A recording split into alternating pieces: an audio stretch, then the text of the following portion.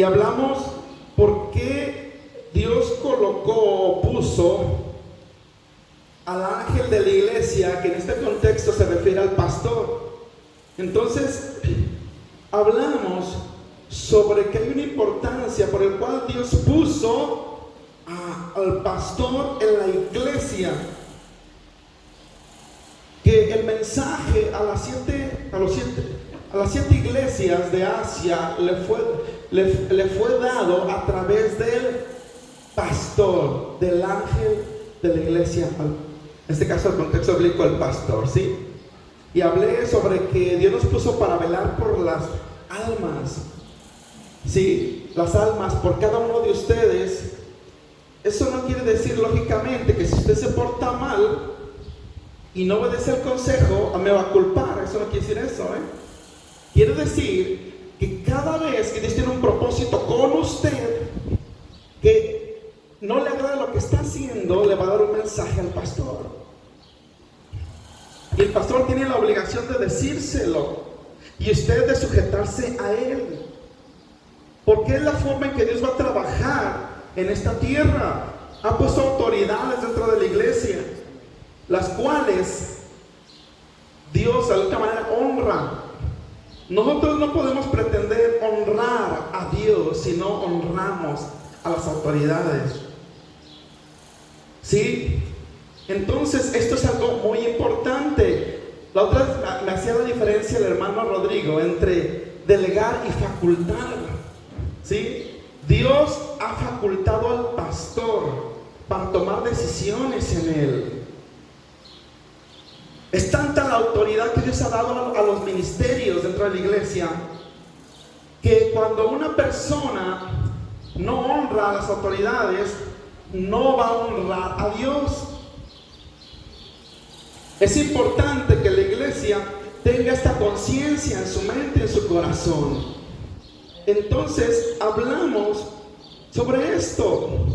Hablamos que de alguna otra manera Dios es el Dios de la iglesia, pero también la controla a través de su palabra. Es por eso que el mensaje es igual a la predicación del evangelio o la predicación de la palabra de Dios. Este mensaje Dios lo da a su iglesia para que viva una vida ordenada, una vida sujeta a Dios. Entonces, cada vez que el pastor predica la palabra a la iglesia del mensaje, es una forma en que Dios controla o mantiene a la iglesia en su voluntad, en sus propósitos. Amén. Y también les hablé que es de ahí la importancia de que el pastor, que todo pastor en todo lugar se consagre a Dios, se consagre al Señor, tenga una relación íntima con Él, la comunión del Espíritu esté en Él, para que escuche la voz de Dios y pueda entender cuál es el mensaje para Él y para la iglesia. Porque Dios, al establecer su iglesia en medio de una comunidad, en medio de un lugar, es porque tiene un propósito con aquella comunidad. Otra vez me decía el hermano Rodrigo: hermano, te voy a decir algo. Tú no tan solo eres pastor de la iglesia, sino pastor de la comunidad. Me dice: ¿habías pensado en eso? Dije: no, pero creo que tienes razón. Si yo pastoreo la iglesia, si yo le predico la palabra del Señor, lo que el Señor vaya enseñando, revelando, mostrando cómo debo trabajar, es no solamente para que la iglesia sea edificada, sino para que la comunidad sea evangelizada. Porque es el testimonio que la iglesia debe tener en medio de una comunidad. Es la forma en que yo pastoreo también la comunidad. Muchas veces nomás nos quejamos de lo que sucede en nuestras comunidades, pero la iglesia tiene una responsabilidad en la comunidad, empezando por su buen testimonio. Y ahí la importancia de ser obedientes al mensaje de Dios. Hay la importancia de obedecer las palabras, los mandamientos del Señor, porque entonces se van a cumplir sus propósitos no solamente en la iglesia, sino en la comunidad. ¿Cómo es que vamos a ganarnos a la gente para Cristo? ¿Cómo es que la gente va a ser añadida a la iglesia? Sabemos que Dios lo hace, pero lo hace a través de la iglesia. Entonces, uno de los grandes propósitos de Dios no es solamente que la iglesia sea edificada a través de la palabra de Dios, a través de la obediencia al mensaje de Dios, sino que también la comunidad sea edificada. Porque déjeme decirle que hay personas allá afuera que pertenecen a la iglesia, pero que todavía no llegan. Ayer le hice una pregunta a los de escuela de maduración: ¿ya está terminada la iglesia? Pero se quedaron así. No, pues no. Y les hice otra pregunta: ¿quiénes faltan? ¿Quiénes faltan? No, pues los inconversos. Pero le dije: ¿dónde está su esposo? ¿Dónde está su esposa? ¿Dónde están sus hijos que no conocen al Señor? Rápido le echamos la boleta a los vecinos, ¿verdad? Pero ¿tu familia qué? Ellos faltan. Ellos deben venir a este lugar.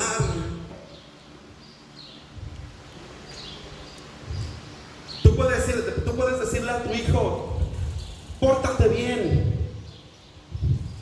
Pero la más grande enseñanza, la más grande discipulación es a través de tus actos, a través de tu testimonio. Obedece al Señor, hijo. Y si usted es un rebelde, le va a decir: ¿y tú? Obedece lo primero. No digas malas palabras. Pero usted dice malas palabras, ¿y tú? ¿Por qué dices malas palabras? No te enojes, hijo. Sé templado, pero ¿y tú? No tienes control de tus emociones. ¿Por qué me pides eso? La más grande enseñanza está a través del testimonio. Es por eso que Dios quiere formar nuestro carácter a través de las Escrituras. Eso se llama amor. No sé si lo logras captar, iglesia. Porque Él quiere que te vaya bien. Usted, hermano Emanuel de Jesús Carlos Ruiz, instruye a sus hijos, pero también los corrige. No porque los odie, sino porque los ama. Lo de 2 Timoteo 3:16 es para aquellos que Dios ama. Es para aquellos que Dios quiere corregir, instruir, enseñar, redarguir, porque quiere que sean mejores y que entren en sus propósitos, porque caminando en sus propósitos vamos a ser bendecidos. Un padre nunca le va a dar un mal consejo a su hijo, sino un buen consejo. Pero eso no quiere decir que va a solapar, sino que le va a decir aún lo que está haciendo mal para que corrija y le vaya bien. Usted se preocupa por sus hijos, no por el de enfrente, aunque de alguna otra manera sí nos preocupamos por la gente de esta comunidad. Es importante entender que Dios nos dio su palabra, su mensaje, con un propósito, su escritura. Escritura quiere decir lo que está escrito en ese libro. Esa es la palabra de Dios, palabra por Dios a la iglesia dada. Entonces, vamos a ver algo aquí que quiero hablar. A ver, desde 1 Corintios 1:18, 19 al 24. 1 Corintios capítulo 1, versículo 18 al 24. Vamos a leer. Amén. Mientras que se ponga sobre sus pies, vamos a leer la palabra del Señor por reverencia a ella, y vamos a poner atención. Yo creo que el Señor tiene mucho que decirnos a través de su palabra. Y es que la palabra de Dios, de alguna otra manera, el cumplimiento de la palabra de Dios requiere temor, pero se hace en amor.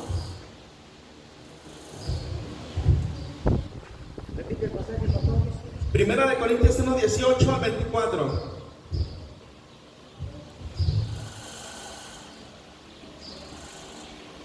Yo lo voy a leer, no sé qué versión saqué, pero lo voy a leer en el nombre del Señor. Usted tiene su Biblia, tiene acá, ahorita que la pongan.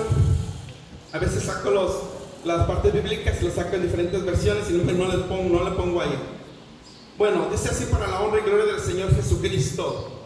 El mensaje de la cruz es una ridiculez para los que van rumbo a la destrucción, pero nosotros que vamos en camino a la salvación sabemos que es el poder mismo de Dios, la palabra.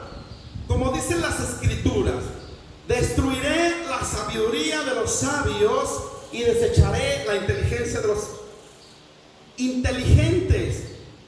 Así que, ¿dónde deja eso a los filósofos, a los estudiosos, a los especialistas en debates de este mundo? Dios ha hecho que la sabiduría de este mundo parezca una ridiculez, ya que Dios, fíjese bien, en su sabiduría se aseguró de que el mundo nunca lo conociera por medio de la sabiduría humana. Usó nuestra predicación ridícula para salvar a los que creen.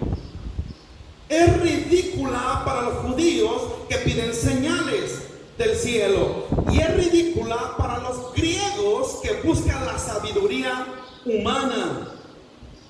Entonces, cuando predicamos que Cristo fue crucificado, los judíos se ofenden y los gentiles dicen que son puras tonterías. Sin embargo, para los que Dios llamó, repite conmigo, para los que Dios llamó a la salvación, hasta ahí, tanto judíos como gentiles, Cristo es el poder de Dios y la sabiduría de Dios. Amén. Cada vez que usted predica a Jesucristo, cada día que usted predica la salvación en Jesús, cada vez que predica la muerte de Cristo y la resurrección de Cristo, lo que está predicando es su poder manifestado y su sabiduría a los hombres. Amén. Vamos a orar. Padre Santo, le damos gracias por su amor y misericordia. Le pedimos que nos hable, nos enseñe y nos muestre su voluntad, Padre eterno. Ponga su palabra en cada uno de nuestros corazones. Se lo pedimos en el nombre de Jesús. Tome su asiento, por favor.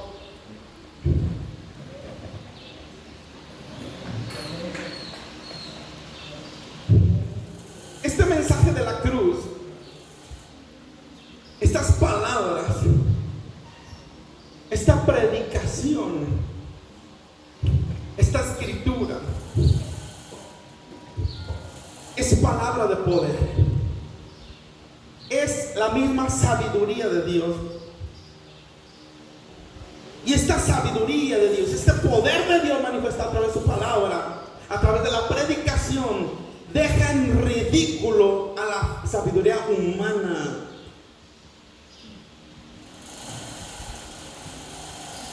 Es por eso que a Dios le plació, aleluya, traer la salvación, traer su poder, manifestar su poder, no a través de la sabiduría humana, a través de los conocimientos, al conocimiento intelectual que puede adquirir en este mundo, sino a través de la predicación del Evangelio.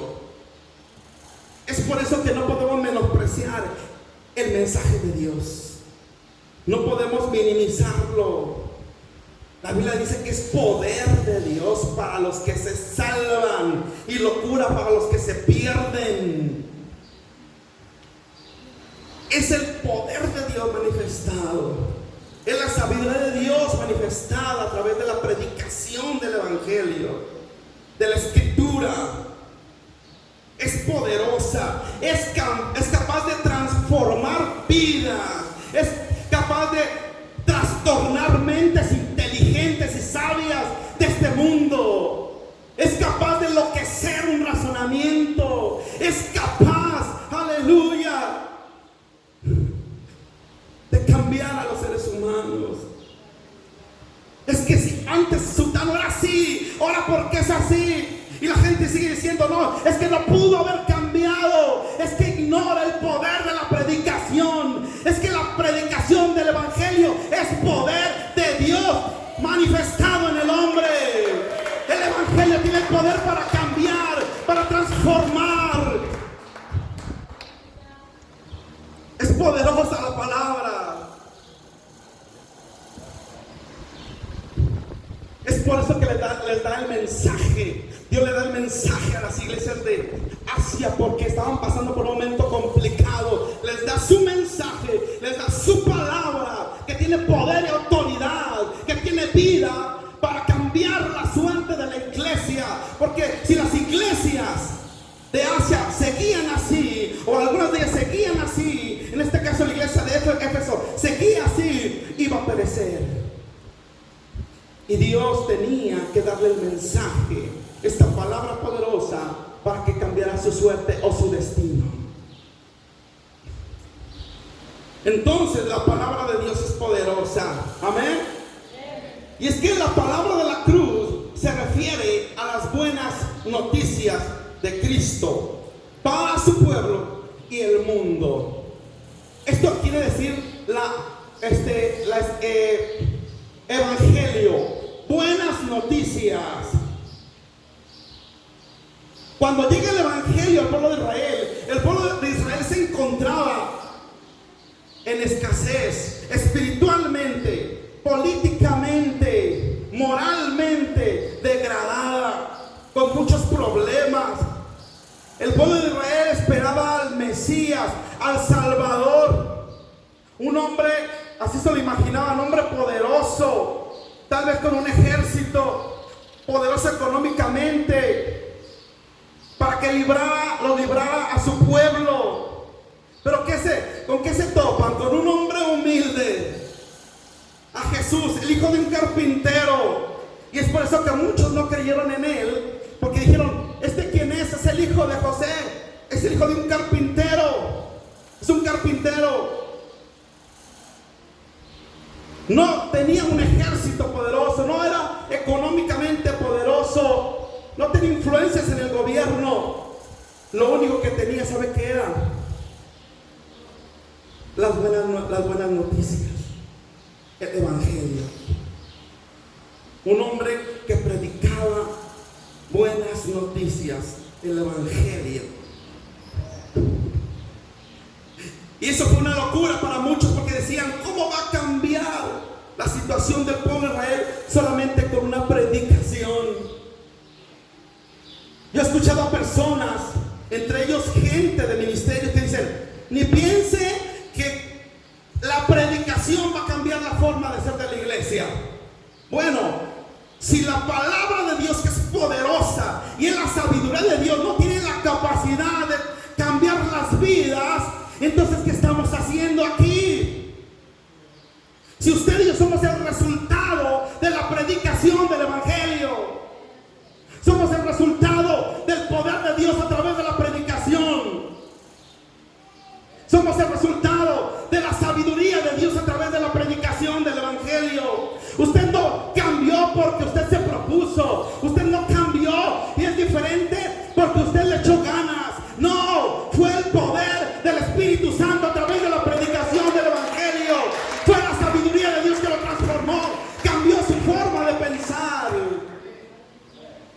Es el Señor obrando a través de su palabra, es el Señor obrando a través de su mensaje. Su mensaje es poderoso, pero es un mensaje de buenas noticias,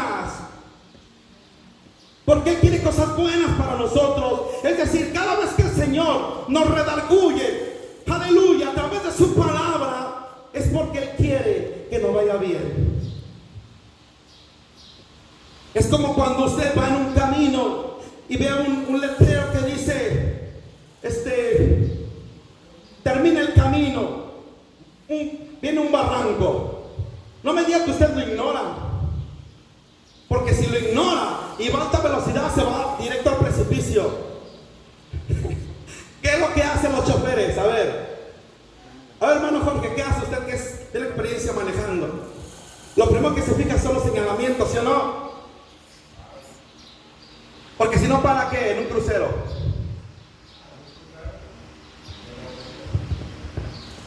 Curva peligrosa. Y usted va a más de 100 kilómetros por hora con 30 toneladas encima. Si usted, ¿qué pasa? Si usted no hace caso al letrero que viene una curva peligrosa, se voltea. Entonces lo primero que él va a hacer caso es a los señalamientos. La palabra de Jesús es un señalamiento. Te dice: ten cuidado, por donde vas no vas bien. Estás en peligro, puedes voltearte, puedes estrellarte. Un padre le dice a un hijo: hijo, no hagas esto porque te puede ir mal. Y se lo dice por amor, porque lo ama, no porque quiere hacer la vida de cuadritos o molestarlo, no, sino porque lo ama. Le dice lo que tiene que hacer, lo que tiene que hacer y lo que tiene que dejar de hacer. Entonces, redarguir también es amor.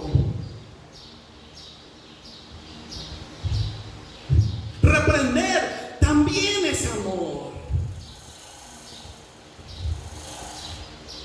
Yo le doy gracias a todos aquellos siervos de Dios que me redarguyeron y me reprendieron, porque fue la forma en que Dios derramó su gracia y su amor sobre mí, porque me formó como un líder, como un siervo de Dios.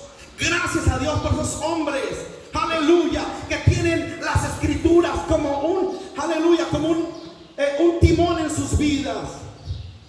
Gracias a Dios por aquellos líderes que se pusieron frente de mí y se pusieron duros y me dijeron: así no se hacen las cosas. Gracias a Dios por esos hombres, aleluya, que tienen grande estima a su palabra. Gracias a Dios porque me redarguyeron y me reprendieron cuando debían hacerlo, porque fue la forma en que Dios formó mi carácter, o está formando mi carácter. Gracias a Dios porque la forma en que Dios derrama su gracia, su amor y su misericordia sobre nuestras vidas. Es que no solamente, aleluya, se refiere a su muerte en la cruz, esta buena noticia, o que murió por ti, por mí en la cruz. No solamente se refiere a esto, a la muerte por los pecadores, sino también que tiene un mensaje de obediencia. Dicen en los encuentros, no sé, ese típico dicho, ¿no? En la obediencia está la bendición. ¿Se acuerdan que han ido a encuentros? En la obediencia está la bendición.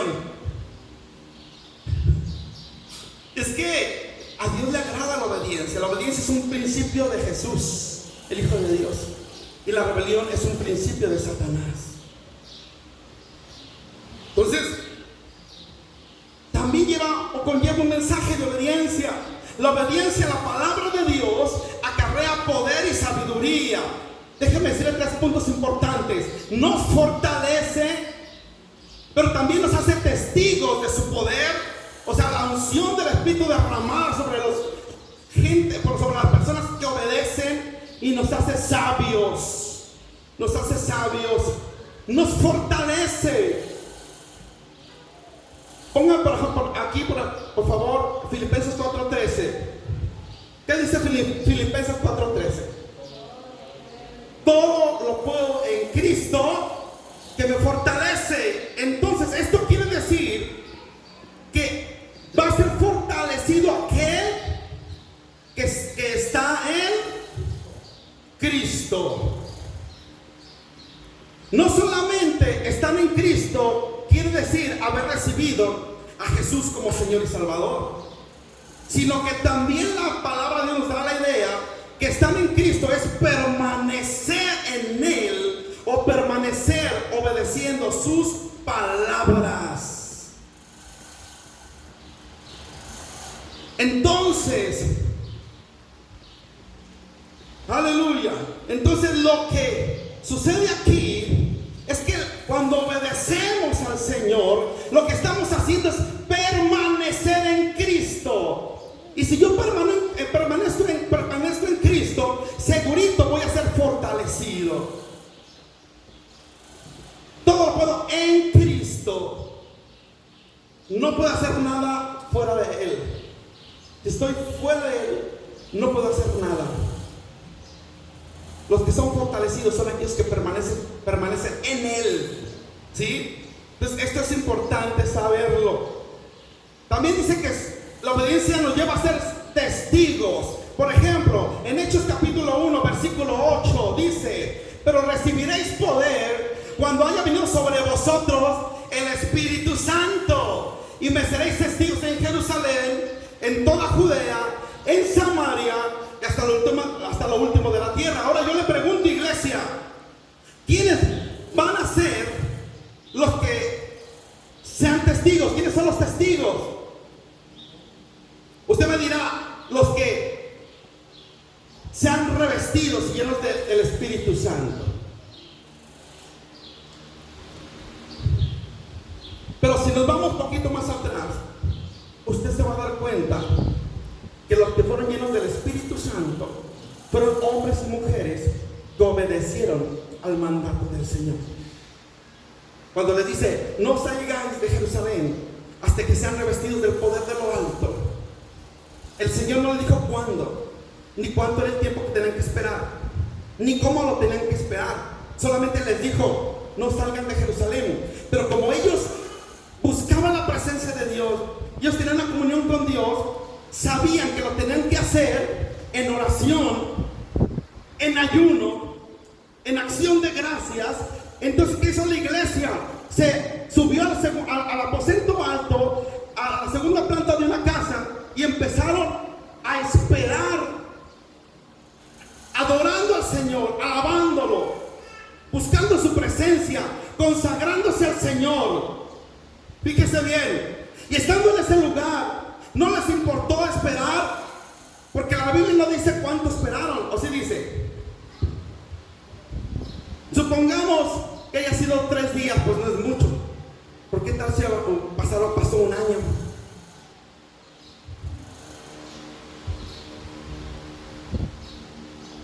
Usted y yo tenemos que esperar que Dios opere en nuestras vidas. Usted y yo tenemos que esperar a Cristo cuando descienda por su iglesia, buscándole en santidad, en una plena relación con Él, haciendo lo que a Él le agrada. Y la Biblia dice que estuvieron en ese lugar hasta que se cumplió la promesa del Padre. ¿Cuál es la promesa del Padre? Recibiréis poder cuando haya venido sobre vosotros el Espíritu Santo.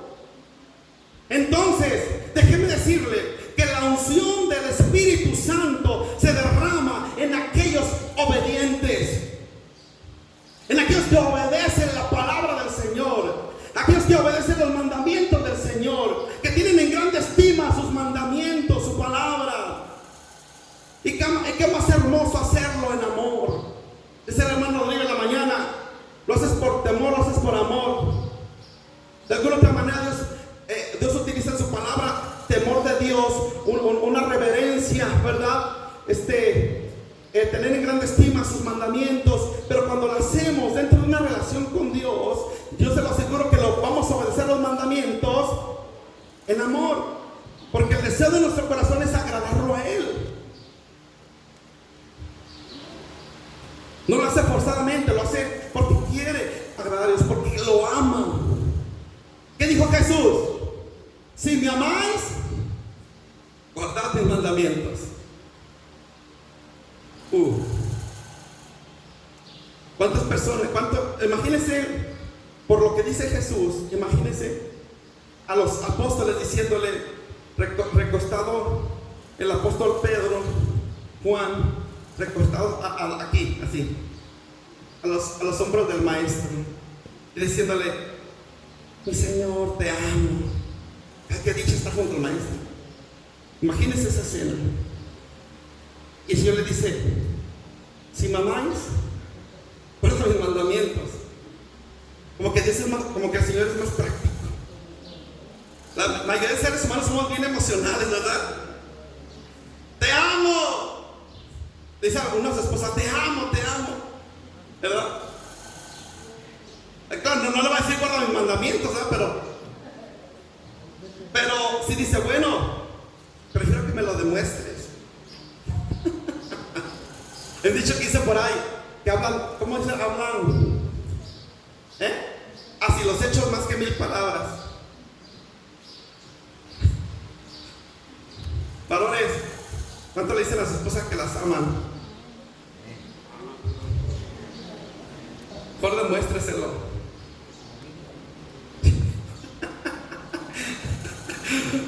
Demostrémoselo a nuestras esposas que las amamos. Pero también las esposas, demuéstrenlo a sus esposos. Los hijos a los padres a los hijos. Porque esto agrada a Dios, esto le agrada al Señor. ¿Dónde está escrito esto? En su palabra. Entonces, esto es importante mencionarlo. También nos hace sabios. La Biblia dice en Proverbios 1:7: el principio de la sabiduría es el temor a Jehová. En la versión Nueva Traducción Viviente dice: el fin de todo. Bueno, no, léanmelo por favor en el Nueva Traducción Viviente, Proverbios 1:7. Yo se lo puedo decir así, pero quiero que lo vean en la Nueva Traducción Viviente. Alguien, valiente. A ver, acá está. Proverbios 1:7 dice: el temor del Señor es la base del verdadero conocimiento, pero los necios desprecian la sabiduría y la disciplina. A ver, en el 8.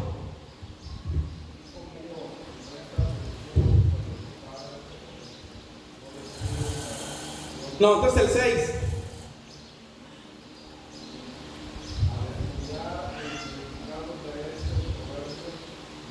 No, sí va a ser el 7. Pero de entender, en otra versión no me acuerdo cuál es, dice: el que se crea sabio, empiece demostrándolo, haciendo la voluntad de Dios. Y es que esta es la sabiduría que viene del corazón de Dios. Repita conmigo: la obediencia. La obediencia es un principio de Dios. La obediencia a su palabra, la obediencia a sus mandamientos. En Eclesiastés 12:13 dice: el fin de todo el discurso es este: teme a Dios y guarda sus mandamientos, porque esto es el todo del hombre. ¿Cuántas veces usted ha escuchado predicar al pastor o predicar a otros predicadores, valga la redundancia, sobre la fe, sobre el amor? Si yo le preguntara cuántas veces he escuchado hablar sobre la fe, ¿quién me podrá decir algo? Desde que se acuerde. 20 veces, 30 veces, 50 veces. 50. Sobre el amor, ¿cuántas veces hemos escuchado hablar sobre el amor? 50. Sobre la humildad, sobre la prudencia, sobre la sabiduría, sobre la inteligencia. Incontables son. Por eso aquí el escritor de Eclesiastés dice en el versículo 13, es decir, un versículo antes del último, o sea, el último, le dice: bueno, el fin de todo el discurso oído es este: teme a Dios y guarda sus mandamientos. Porque este es todo del hombre. O sea, práctico. Tanto que habló y dijo: bueno, ese cosito ya es interminable, las enseñanzas y las predicaciones. Entiende que todo se resume en dos cosas: teme a Dios y guarda sus mandamientos. Por eso le digo, ¿cuántas veces he escuchado hablar sobre la obediencia, sobre el amor, sobre la fe? Grandes discursos teológicos. Ahí lo resume el escritor: teme a Dios y guarda sus mandamientos. Está práctico. Porque esto es el todo del hombre. Porque en esto hay bendición, hermanos. Una de las cosas que le dijo el Espíritu Santo a la iglesia en Éfeso, en Apocalipsis capítulo 2, versículo 2, le dijo así: yo conozco tus obras. Porque déjeme decirle algo, iglesia, cache esto, porque la palabra de Dios discierne los corazones, discierne el corazón del hombre. Yo me acuerdo que una vez, pues cuando recién nos bautizamos, porque una cosa es que yo haya nacido en el evangelio, o sea, que tenga padres cristianos, otra cosa es que haya nacido de nuevo, Pues yo de chiquito conocí el evangelio, pero bien rebelde, ¿no? Haciendo lo que nos daba la gana. A los 18 años fue cuando nací de nuevo, cuando realmente me convertí a Cristo.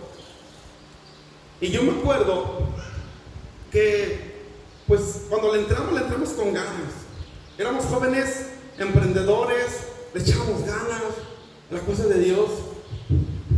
Y me acuerdo que un día nuestro pastor era el hermano Evelio Rodríguez, y le dice, empezó a predicar, no me acuerdo qué tema era, empezó a predicar. Cuando termina la predicación, se acerca, me acuerdo que se acercó mi mamá y me dijo, nos dijo, a mi hermana Elizabeth y a mí nos dijo: ¿por qué le dijeron al pastor esto? Yo, ¿por qué? Dice, porque de eso habló allá adelante. Dije, no, nosotros no le dijimos nada, mami. Dije, mami, no le dijimos nada. No, si ustedes le dijeron, por eso habló de eso. Nosotros no dijimos nada al pastor. Entonces, ¿por qué dijo todo eso? Todo lo que dijo es lo que a mí me sucede, era para mí. Y es que no entendíamos, o muchos de nosotros no entendemos qué es la palabra de Dios que discierne los corazones. Es el Espíritu Santo obrando a través de la palabra, partiendo, penetrando el espíritu y el alma, los pensamientos y las emociones. Porque hay un propósito en esto. ¿Cuál es? Perfeccionarnos, moldearnos, prepararnos para toda buena obra. Porque Él quiere que caminemos en su voluntad, en sus propósitos. Entonces, aleluya, la palabra de Dios es viva y eficaz. Repita conmigo: la palabra de Dios es viva y eficaz. Hebreos capítulo 4, versículo 12 dice: porque la palabra de Dios es viva y eficaz, y más cortante que toda espada de dos filos, que penetra hasta partir el alma y el espíritu, las coyunturas y los tuétanos, y discierne, es decir, entra, penetra, ¿verdad? Y expone lo que hay en nuestros pensamientos y en nuestras emociones. Dice, y discierne los pensamientos y las intenciones del corazón. En otra versión dice que la palabra que sale de la boca de Dios, dice bien lo que hace: parte, entra, abre, penetra el espíritu, los pensamientos, el alma, las emociones. Y lo hace para corregirnos, para enseñarnos, para corregirnos, para redarguirnos, para instruirnos en justicia, según 2 de Timoteo 3, 16 y 17, para que todo hombre de Dios sea preparado, sea perfeccionado para toda buena obra. ¿Saben ustedes por qué ahí en esa parte bíblica les habla a los hombres de Dios? No, ¿por qué no le habla a los rebeldes ahí? ¿Por qué le habla a los hombres de Dios, a los obedientes? ¿Por qué? porque ellos sí van a hacer, ellos sí van a obedecer. Si usted le habla a una persona que no obedece, pues va a estar medio difícil. Le da el mandamiento, pero no, como no obedece, no lo va a hacer. Pero Dios está interesado en aquellos que realmente quieren caminar e ir hacia adelante. ¿De cuáles somos usted y yo? ¿Los que no queremos o de los que sí queremos? ¿Sí? ¿Los que dicen amén o los que no dicen amén?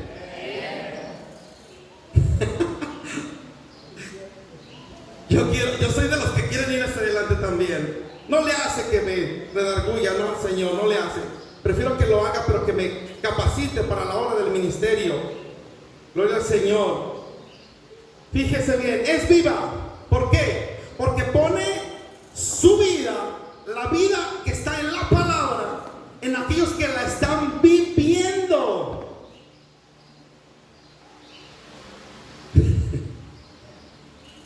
Es eficaz porque se vuelve un instrumento de poder en la vida de aquellos que viven la palabra o que están obedeciéndola. Es vida eficaz para aquellos que viven la palabra, para aquellos que obedecen la palabra. Se vuelve un instrumento poderoso para aquellos que deciden ir hacia adelante, aquellos que quieren seguir adelante. Un día me dio una demostración el Espíritu Santo cuando estaba en el CREA, muy buena, y gracias a Dios porque me la dio. Yo les he platicado que cuando estaba no me acuerdo si el primer nivel o el segundo nivel del CREA, Dios me dio una sacudida, una avergonzada, buenas.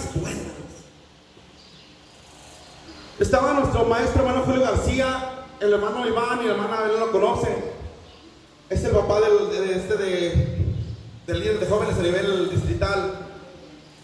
Yo no lo conocía al hermano, la verdad no lo conocía, pero estando en el salón de clases, el Espíritu Santo toma la vida del hermano Julio y me da una palabra, sin conocerme, simplemente volteó conmigo, me señaló, me dijo: usted. Yo me quedé así. Me dijo el Señor: no me gusta esto y esto de ti, delante de todos. Por esto y quiero hacer esto. Oh, me estremeció hasta el alma. Todo mi ser se estremeció, me dio pena, me dio vergüenza. Lo que usted pueda, le dé el nombre, que decía: trágame tierra, como los avestruces, meter mi cabeza en el hoyo. No sabía qué hacer. Fue como una espada que penetró mi espíritu y mi alma, porque de ahí mis pensamientos se volvieron locos, mis emociones se volvieron locas, y lo único que hice, que cuando salí, me fui a mi casa y me fui llorando, porque sabía que era un reclamo de Dios para mí. Me había dolido dentro de mí, me hizo llorar. Pero lo más tremendo, que cuando terminamos la clase, éramos como 55 alumnos, y el hermano que quedó como líder para anunciar las cosas, lo que se iba a hacer, que era un líder de alabanza de la primera de Zapopan, que no conocía tampoco. Era un hermano alto y empezó entre los 55 a pararse de puntita. Yo lo veía, decía: usted, que yo, sí, usted va a predicar mañana. ¡Qué Padre Santo! Después de la tremenda sacudida que mi Señor me dio, me sentía mal, no tenía deseos. Pero me fui a mi casa, me quedé en la casa de Ruth, de mi sobrina. Y llegando ahí, el tiempo se volvió, de alguna otra manera, muy pesado para mí, porque yo estaba meditando en todo esto. Cuando llegan como las 5 de la mañana, me pegó chorro. Fíjense, hasta chorro me pegó. ¿Qué acaso usted nos pegará chorro cuando lo regaña el pastor? Dolor de cabeza. Dice: trágame tierra, trágame ballena. No, es una ballena que me tragó a Jonás. Hasta chorro me pegó. Pero estando ahí en el baño, como un buen cristiano, me empieza a hablar el Espíritu Santo. me dice, ya no te lamentes más, hombre. Me dice, agarra empieza a anotar y vas a hablar sobre esto. Y me da el tema y me da la parte bíblica. Pasó el tiempo y dije, Señor, voy a llegar a la actividad media hora antes para hincarme a orar, pero yo quiero que tú hables. Y me dijo el Señor, esta es una lección para ti. Lo que estoy formando es tu carácter, porque yo tengo grandes planes para ti. Llegó el tiempo en las escuelas, todos los domingos en la mañanita a las 8 se hace un devocional donde alabamos, adoramos y se predica. Qué bonitos momentos. Y me acuerdo que llegamos, yo llegué como 7:30, me puse a orar. Señor, estaba llorando ante su presencia. Cumple tus propósitos en mí. Aquí estoy y todo, ¿no? Cuando llegaron las 8, empezamos a adorar y a alabar al Señor. Llegó el tiempo de la predicación y fue la predicación más corta de toda mi vida, porque yo soy de carrera larga. Duré 6 minutos predicando. ¡Ay, Dios! 6 minutos. Me paré, así todo así, ¿no? Así. Y empecé a predicar a los pies de Cristo. Y empecé a predicarles. Yo estaba contándolos, ahí tenía un reloj para ahí. 4, 5. Llegando a los 6 minutos, predicando, yo vi como los muchachos se empezaron a hincar. Unos se hincaban y lloraban, otros pasaban adelante y se hincaban llorando. Y ahí estaba el Espíritu obrando en 6 minutos. Fue una gran lección para mí, vi cómo cayó la gloria de Dios ahí.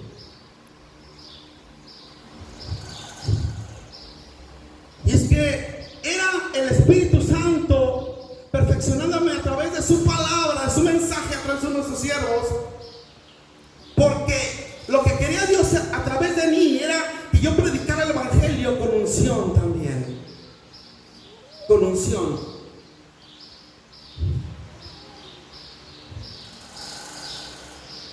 Es decir, ¿cómo la iglesia puede pretender que cuando la iglesia predique, se derrame la unción, si no es capaz de estar sujeto a los mandamientos, a Dios a través de sus mandamientos? Que Dios respalda a los obedientes.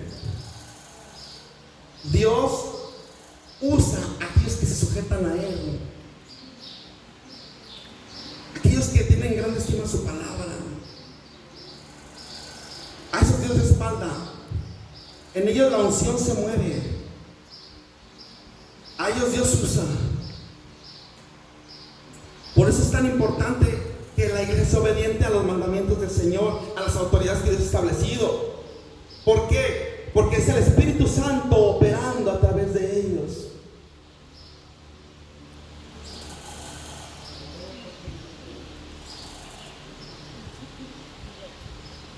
Gloria al Señor.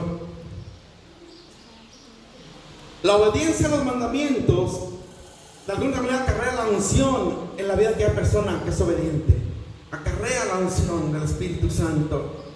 Entonces el propósito del Espíritu Santo operando a través de la obediencia a la palabra es prepararnos para predicarla con unción.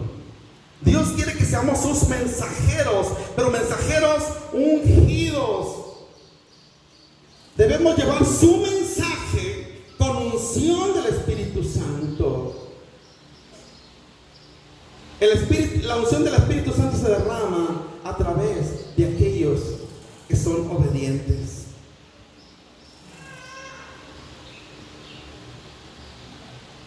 Ahí es donde yo estoy de acuerdo, que cuando Dios ve el corazón de un hijo obediente, aunque no tenga tanta preparación, Dios usa a aquella persona, porque ve en ella humildad, obediencia, sujeción, y Dios la puede usar tan tremendamente.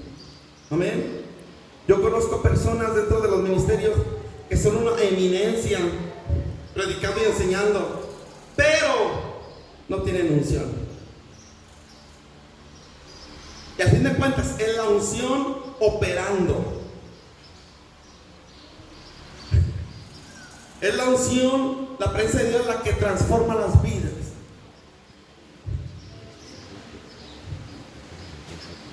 Es la unción moviéndose en la vida de aquellos que realmente tienen en gran estima sus mandamientos, son obedientes. Entonces, Dios quiere que nos sujetemos a Él, que seamos perfeccionados por medio de la palabra, para que así sea el Espíritu Santo derramando su unción en la vida o en las personas que nos escuchan. Hay un ejemplo, el apóstol Pablo. Déjeme hablarle un poquito sobre el apóstol Pablo. El apóstol Pablo predicó, dice la Biblia, con demostración del Espíritu y poder en Chipre. Ahí le voy a narrar un poquito esto, para que vayamos tomando idea. ¿Sí se acuerdan de cuando ¿cómo se dice? El diácono Esteban fue muerto a pedradas? ¿Se ha leído esa parte bíblica o no? ¿Cuántos la han leído? A ver, levante la mano, bien sinceros. Bueno, mire, llegó y vino una persecución a la iglesia tan grande que se esparció por muchos lados. Y esa persecución empezó después que apedrearon a Esteban y lo mataron. Vino una persecución contra la iglesia bien fuerte y se dispersó. Pero la mayoría de discípulos se fueron a Asia Menor. La mayoría se fueron a Asia Menor. Entonces, llegando a Asia Menor, muchos llegaron a una ciudad llamada Antioquía. Y llegando a Antioquía, fíjense bien, empezaron a predicarles principalmente a los que eran netamente judíos de nacimiento, hebreos, israelitas. Pero entre ellos había hombres de Chipre que habían creído en Jesús. Y estos hombres de Chipre le predicaron a los griegos. Y dice la Biblia que estos hombres de Chipre le predicaron a los griegos y que Dios estaba con ellos porque hacían maravillas y el evangelio prosperaba entre los griegos. Cuando esta noticia llega a la iglesia en Jerusalén, donde estaban los apóstoles, fíjense bien, se quedaron maravillados, aleluya. Entonces mandan a alguien, mandaron a Bernabé a Antioquía para confirmar este acontecimiento, que sobre los gentiles, específicamente los griegos, que tenían una fama de carnales, idólatras, terribles, se derrama el Espíritu y está viendo una iglesia en ese lugar. Va Bernabé y confirma la noticia, se las hace llegar a la iglesia en Jerusalén. Entonces, lo que hace Bernabé es que va, aleluya, a Tarso, y se trae a Saulo, el apóstol Pablo. Se lo lleva a Antioquía. Estando en Antioquía, se está en un año con la iglesia que había creído, o sea, de la iglesia de los griegos que habían creído en Jesús, y los discipulan un año. Y dentro de ese año se empieza a ver ministerios. Y es donde quiero empezar a leer Hechos 13, 4 al 12. Ellos entonces, enviados por el Espíritu Santo, descendieron a Seleucia y de allí navegaron a Chipre. Es decir, ellos estuvieron un año con los hermanos griegos, y después de eso dice la Biblia que fue tanta la prosperidad del Espíritu en la iglesia de los griegos que hubieron ministerios, y entre ellos hubieron personas que eran maestros y eran profetas. Entonces ellos, ministrando la presencia del Señor, adorando, alabando, algo muy parecido que lo que pasó en el libro de los Hechos con la iglesia primitiva, esperando la promesa del Padre. Ellos estaban orando, ayunando, compartiendo el pan, etcétera, ministrando la presencia del Señor. Y dice la Biblia que el Espíritu Santo da un mensaje, se cree que es a través de los profetas, y dice este mensaje: quiero que me aparten a Bernabé y a Saulo, al apóstol Pablo, para la obra del ministerio. Y fue cuando por primera vez son enviados a la isla de Chipre, donde empieza el ministerio del apóstol Pablo, el ministerio misionero. Y dice, ellos entonces, enviados por el Espíritu Santo, descendieron y navegaron a Chipre. Y llegados a Salamina, anunciaban que la palabra de Dios en la sinagoga de los judíos. Dice, tenían también a Juan de ayudante. Y habiendo atravesado toda la isla hasta Pafos, hallaron a cierto mago, falso profeta, judío, llamado Jesús, que estaba con el procónsul Sergio Paulo,